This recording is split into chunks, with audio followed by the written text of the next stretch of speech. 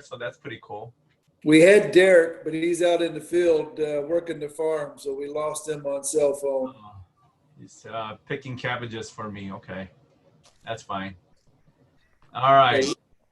Let me bring this up a little bit. Can't hear you guys. All right, let me give you guys some updates here. So in terms of COVID in Milwaukee VA, we have been doing really well. Last week, we had 0 inpatient COVID admissions. So it was good for a while. And then we have 2 now again, but it's not too bad. Milwaukee County and overall has been on a downward trend. Yesterday, I think there was a little blip at Freighter Hospital, but otherwise, Milwaukee's been pretty good. I think overall, Wisconsin people have been really good at preventing this happening, but you know, you never know with the weather getting better and people going out and doing things. But overall, I can tell you from you guys, our Wisconsin PVA members and our Milwaukee spinal cord injury patient-wise, you guys have been truly wonderful from standpoint of adhering to our regulations that we put on you guys, and also following through on your own safety measures that you've done. Because from our standpoint, I haven't seen spikes come through because of you guys. I haven't seen any issues come through because of you guys. You guys been very well, I guess, working well with our providers, doing the virtual as much as we can, and also coming in only when it's necessary and stuff. That really helped. Okay, so it's been very good working with all of you guys, our providers as well, on that. Any questions on that particular update, guys? Well, Dale Nelson, Dr. Lee, listen, in the past, nationally, the age of admitted COVID patients were 65 and older. Do you see that trend in Milwaukee stay in that way, or is it now dropping down to a different age group? So there is no specific trend that I know of that, you know, that I can give you. The only thing is no longer is it's a 65 and older, you know, you're seeing a lot of terminologies and comments and other sources that says that COVID-19 doesn't discriminate. And that's true. It hits everyone, including babies. And when they hit babies, they get into this syndrome that people can't explain. So it is a very virulent virus. So I can't tell you if there's any specific age. With these numbers that you mentioned earlier, we were at 0. Now there's a couple admitted in the county area. Are they admitted, or are they just showing up as positive? Let me clarify. So those are the inpatient admissions, but that too was only for Milwaukee VA, not the entire county. Oh, okay, very good. So, Dr. Lee, how many are inpatient right now? You mean on spinal cord injury? No, I know spinal cord has been running somewhere around 10. They're ranging in that 10 area. But I was wondering about how many COVID patients are in the hospital right now. Spinal cord wise? No, just total. Oh, total is 2. Just 2. So yeah. So I know there haven't been any spinal cords. Oh, well, actually, one of the 2 is spinal cord right now. Oh, really? Yeah, but he's doing well. Yeah, and right now our inpatient non-COVID is about 16. I think maybe 17 now. Yeah, so we're slowly creeping up in number-wise, right? So these are good questions. You know, as soon as patients are identified as COVID positive and they need hospital admission, they go to the 6th floor, which is our COVID floor. But our docs and everyone, we consult with the doctors over there to make sure our vets are taken care of well. So we don't abandon them there. So since you said there is an SCI positive case, have you done some autonomic dysreflexia training for those folks on that 4th floor, so they're really in tune with that? Yeah, I believe the person is not a candidate of a autonomic dysreflexia, so we don't go and train when there's not necessary because they'll lose that skill right away. So Okay. all of us are there as needed for each individual patient. We tailor it to each individual that go out there. Yeah. But that's a good question. But yeah, we're making sure that we're on. We stay. We don't co-treat, but we're as a co-consultant there. So that's good. Now moving forward, what's happening now? All right.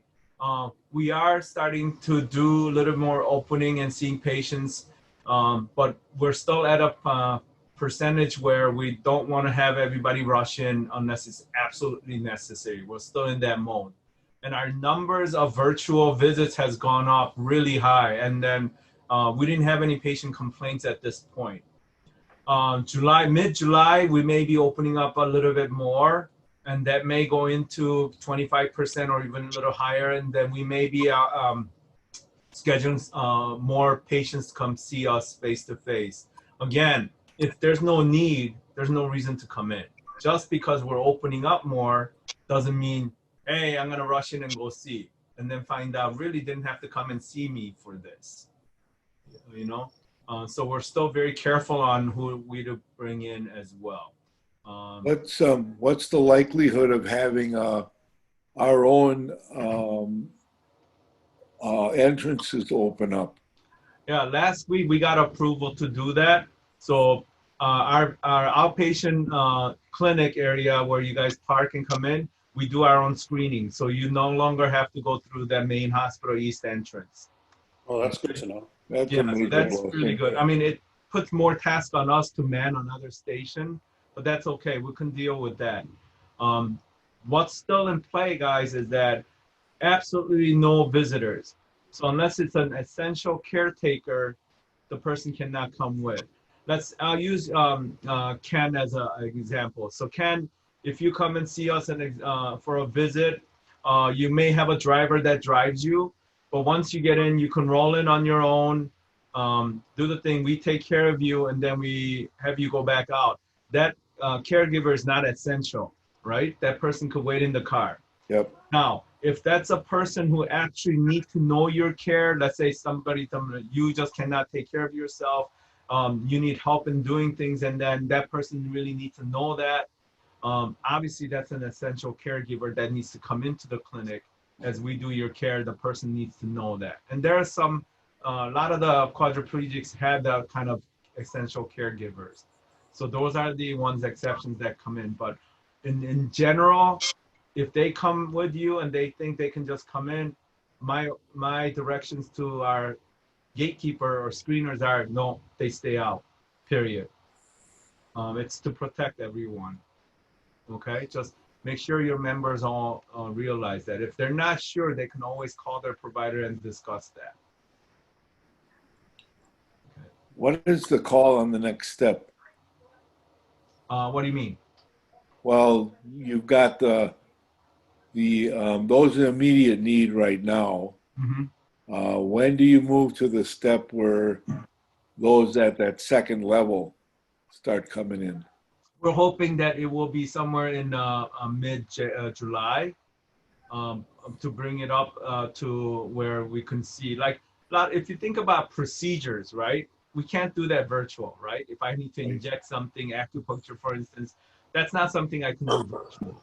So those are maybe we start opening up a little bit. Like, for instance, my acupuncture clinic is three per morning, but I may say starting July, let's bring one per week. All right, spacing it out and things like that. Is it absolutely necessary that I need to stick you there?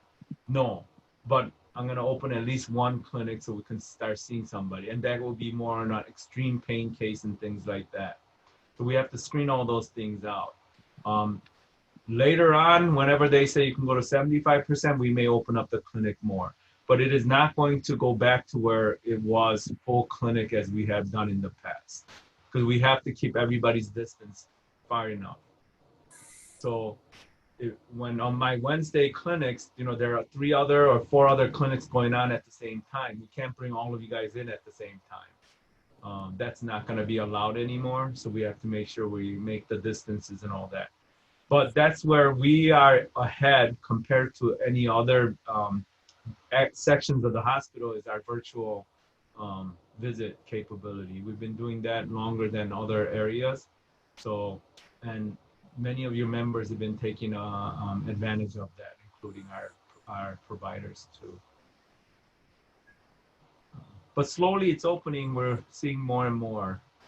Okay, but we're still gonna triage for like the most urgent cases first. So nice, good questions. Pete's quiet today. I wonder why. Scares me. Sleeping. Dr. Lee, is Wisconsin going to be slated for clinical trials on any vaccines that may or may be coming up in the future? Not that I heard of at this point. Yeah, if I know that, I'll let you guys know, especially if they're looking for spinal cord injury volunteers and things like that. For sure, I'll let you guys know. Okay. In terms of adaptive sports and everything, it is still on hold. That's a very high risk. Everybody getting together, sweating, talking to each other, spitting at each other. So it's not a good situation right now to get back to adaptive sports. Individual training and things, virtual training is still encouraged though. So right now our rec therapy, PTOT are concentrating on inpatient because our inpatient new injury have gone up. Yeah, the COVID makes people get more injured for some reason. So we have a lot of those patients right now. And Pete, sometime, you know, it's going to be busy for you to go see these guys when we open up a little bit. When are they going to be able to get guys together on the floor? In other words, you mean like a group therapy or group sessions and things like that? Well, at least let guys, you know, maybe do lunch together and things like that. So no, that's not going to happen anytime soon. Anything that's group activity is restricted. So everything's all on an individual. Now, rec therapy, I did allow them to do few group, but it's no more than 3 spread out activities like that and in a controlled room. But otherwise, we have not. And I don't have any future dates as to when that's going to open up. Is any of that controlled by national?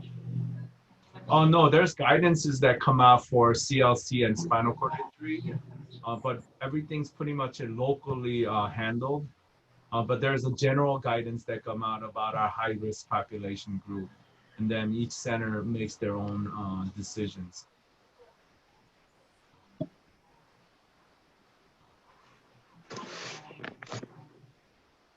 Well, that's very informative, Dr. Lee. Thank you. Sure, not a problem. Any other questions, guys? No. Yeah, I guess I want to go back and double tap the, there may be a potential need for some, I guess for lack of a better word, respite services for the caregivers if they're transporting the high-level quads in for services at the hospital and they've traveled in from quite some distance. Having them sit in the vehicle for 3 or 4 hours is not practical. What are your thoughts about developing some sort of another option, you know, for them? Yeah, we won't be able to provide because we don't want them to come in the first place. All right, so there's no provisions because then that defeats the purpose. We're bringing them into the hospital and finding a space for them and potentially exposing them and us. So our recommendation so far to not just SCI for everyone is plan. If you have to come down, plan to do something. You know, do you want to go to McDonald's? Do you want to go to a mall if that's open? If it's nice weather, you know, we have a place to sit outside, right? Overhead picnic area. There's Hank Aaron Trail to walk. So people need to plan because there won't be an exceptions made to bring him in because they did a long drive. So we want everybody to know the consequence of coming. It sounds harsh, but if we don't do these harsh measurements, then we're gonna have uptick and spikes.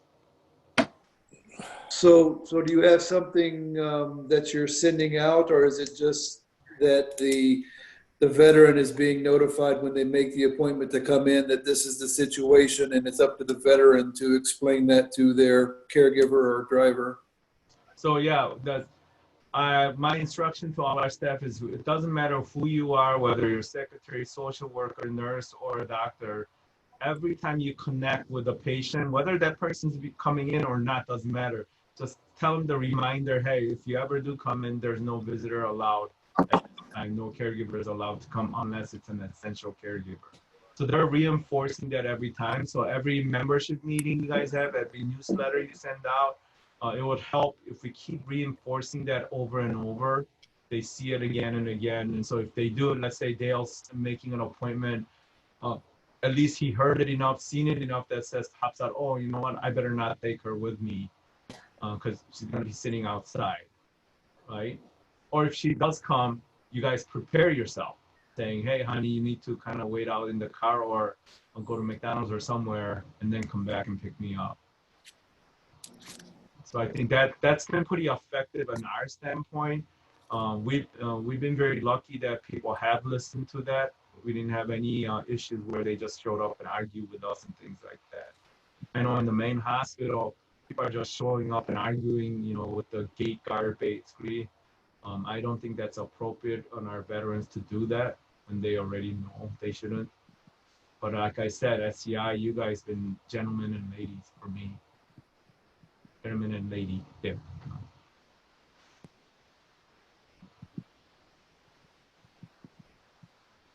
Wow, quiet group. Is the I think they're all sleeping. the canteen or the Mess hall. dining room, is any of that open? So everything's open, but we do recommend patients that right after they're done, go home. Don't go to, I mean, even the pharmacy is not really open for you to pick up. There's a drive-through pharmacy to pick up. They don't want you coming to a pharmacy and wait and pick up meds. Obviously, you guys don't because we get the meds ready here. But main hospital, as soon as you're done, get out, get in the car, drive around and pick up your med. So your time in the hospital is at the minimum. But everything is open.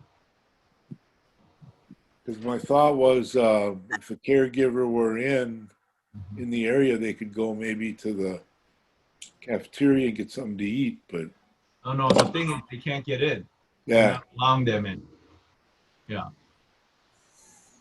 No, if they got in, we'll be saying you don't go anywhere, but stay in this room. yep. Went to go pick up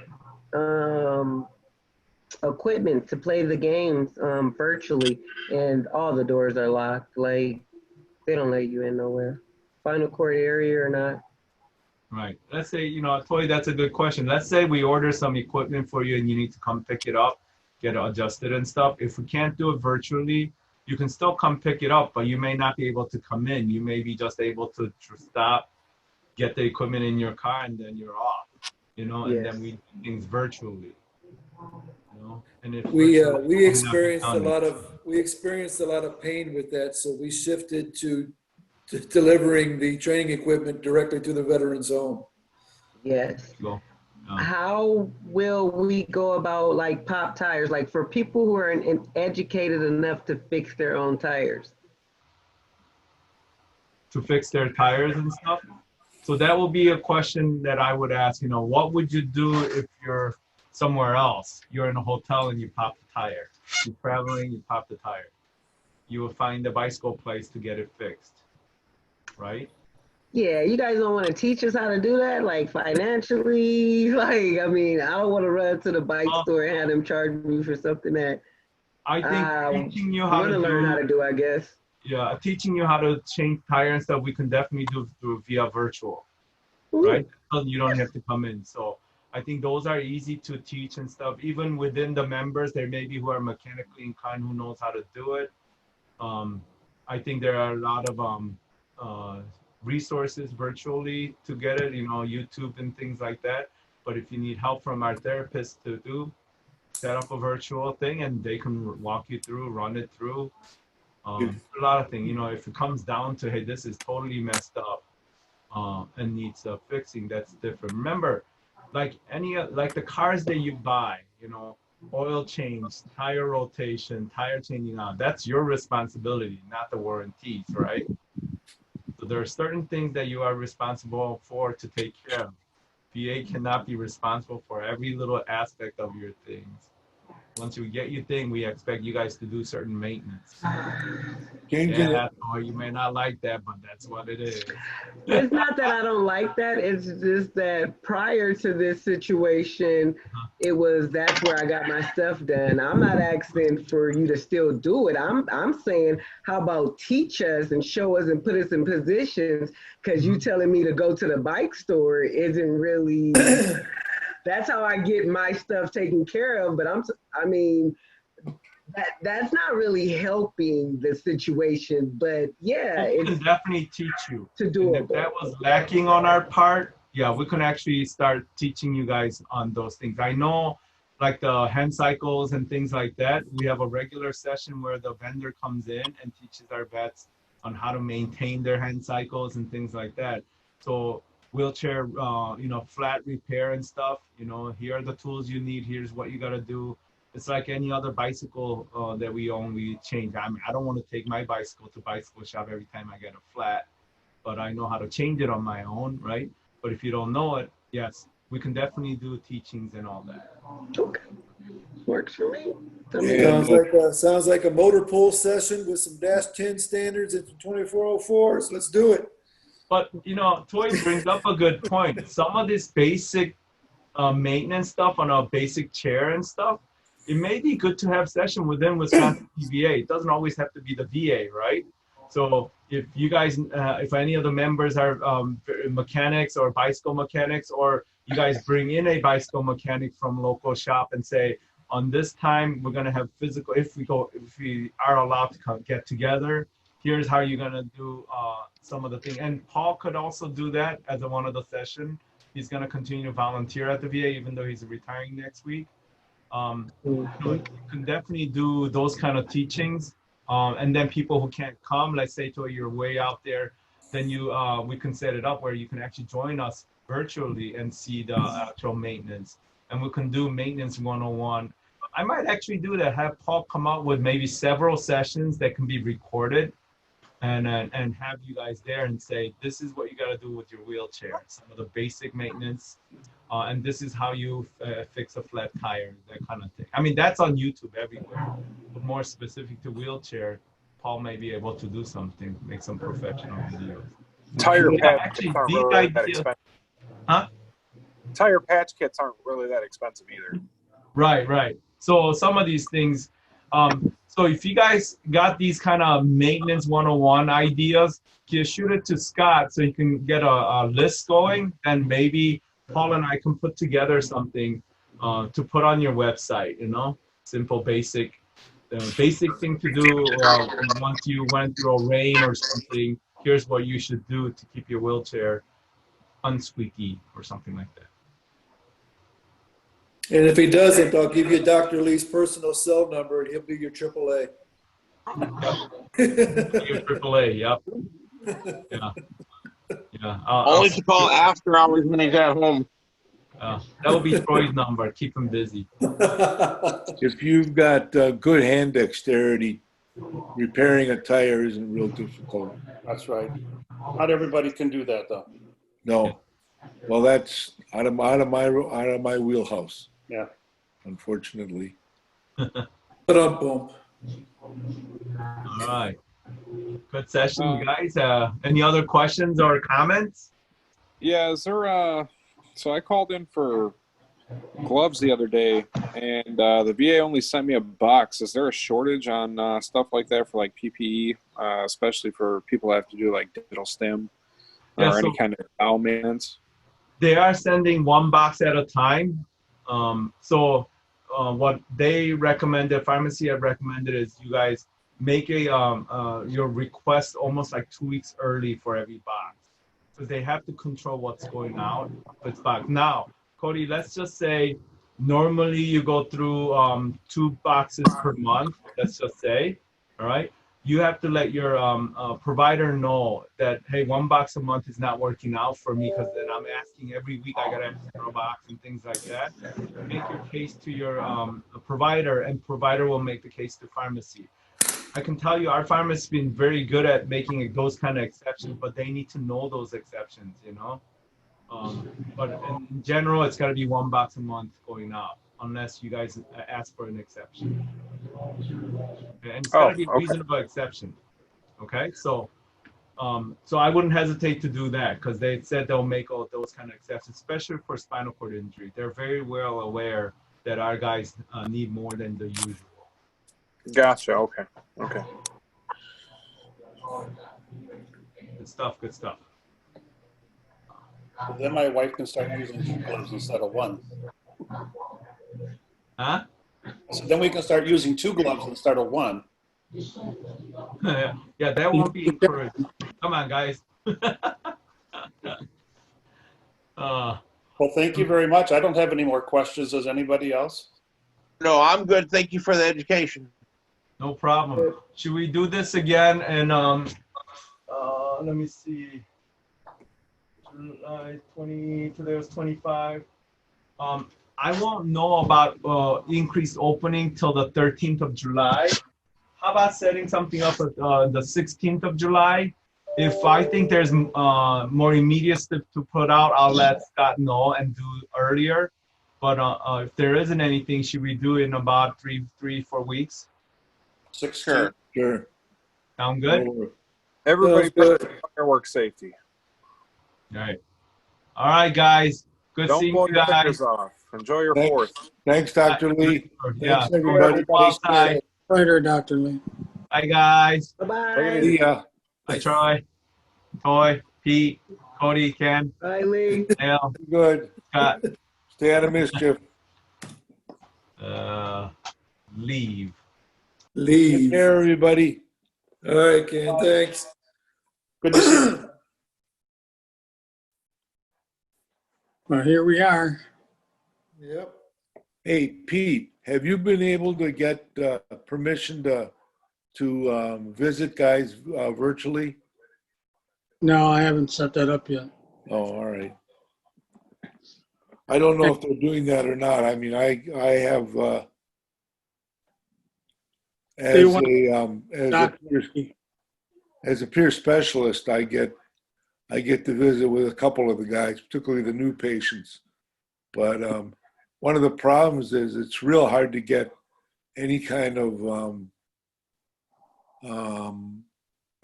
applications to them, and I'd really like to put applications in their introduction, that introduction folder that they get. Put applications in there and put a little description of who we are in there. I thought we were doing that, but I don't know. Laurel has that information, and she was supposed to be bundling it together in their new injury kit. Of course, as we know, it's overwhelming, and you get a lot of information thrown at you as a new injury. The application process is online now. Yeah, I know. But So if we could get, one of the rec therapists maybe, or one of the, not rec therapists, excuse me, one of the PTs to assist the veteran with just simply applying online and getting the ball started rolling that way. well, the rec therapists do a lot of work with computers. They're working with the guys on computers a lot. The rec therapist. As are the PTs. So I'll see what I can get set up. It's not always easy. Yeah, They got I mean, so much other even, stuff going on, and they really tend to maybe not forget, but at least it just gets put too far down on the priority list. yeah, I don't, I'm I trying don't to think have of another resource like a social worker, who would do that for us. But those two ladies are, always fighting 25 battles at one time too. Yeah. Um, Well, I'll bring it up with Dr. Brundage and with Krista also and see what they Yeah. say. I mean, it would, Maybe Krista can help with that too. yeah, I think Maureen. on those robot computer units that they have that come in the room, they should be able to access the website, and fill that form out online. Well, most of the guys are getting computers to work with. Okay. So, Yeah, I think the only follow-up now is, and something that I'm still working with PVA National, is when they came up with the certified member form, which is stupid, but that's Yeah. my personal opinion. They took away the physician's signature on that form. So now you have to have the frickin' physician's statement to go along with it. right. So if they would just even add one more Adobe page to that form for the physician to sign digitally via email, we would have it all done at one time as opposed to, piecemealing it. They did say, Christy Hillman said that she would accept when we apply for VA benefits and we get back our summary notice, it lists your conditions and all that stuff. She said she would accept that as proof of the SCI injury. You would think so. So it doesn't need to be physically signed. It's just something they could download from, My Healthy Vet or from their VA Comp and Pen application. I can't remember the name of that right now. I think it's myva.com now or something like that. But if they could download that file, we can simply attach that to the email, and they promise a 2-day turnaround. We'll see, because I just sent a certified membership application to Latoy because she has to be certified to run for the board, and she does want to put her name in the hat for the board. And she's a member, but she's not a certified member, Yeah. which is just asinine. But I won't get on that soapbox today. Thank you. So, well, I'll keep fighting the fight, do what I can. Thanks. I'm a little concerned that there's an SCI COVID positive in the hospital. He kind of, Well, and unfortunately, I don't think he's a member, so. well, that's kind of the assumption that I got from the way Dr. Lee said it. He kind of just, said it like it was no big deal. But it sounded like he was fairly ambulatory also. Right. So, I don't know. Well, I'm fairly ambulatory too, but autonomic dysreflexia will take me out in a heartbeat. Well, and that's the thing.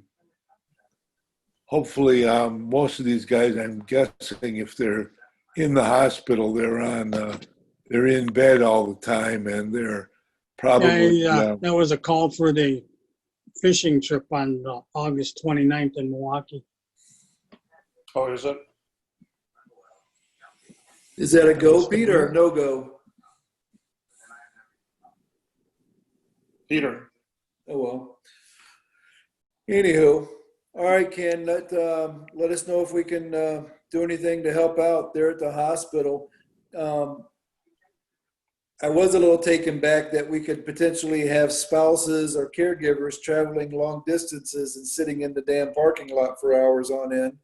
Yeah, I was pretty much aware of that, but I didn't realize it went that far. Yeah. I almost wonder if I would love to be able to provide something for them from the organization, even if it's just to redirect them to Starbucks, and here's a $5 gift card from Starbucks. Go sit at Starbucks and read a book or something. Well, But that's why I was asking about getting into the hospital and using the facilities there to do that, but they won't let you in. So Right. it's kind of silly to have it open if you can't get in there. I guess what he means is you can order stuff from there and they'll get it to you. That's that fine VA logic. Yes. Well, Nobody said it had to be our way. Right. Right way, wrong way, military way, you know. Amen. Well, guys, have a good one. Thanks, Ken. Keep staying healthy. See you later. Be good to your loved ones and catch you on Stay in the other side. fight. Yeah. Peter, can you hear us now? We got a meeting in a couple weeks, so I'll see you then for sure. Okay. Or if we do this again. Are you going to do this just as a sort of a hit and miss thing then? I think so. It's like pulling teeth to get people on these Zoom meetings. Yeah. So it's I'm hoping once we get these Facebook portal devices out, there's a new thing called portal rooms where you can have a room with me and Dale, and we can just sit and chat all day long. It's not recorded. It's it's nothing to it. But for peer support group, that would be a great tool. You are still recording now, just so you know. Oh, yeah. Well, I can turn that off. I'm sorry. Thank you.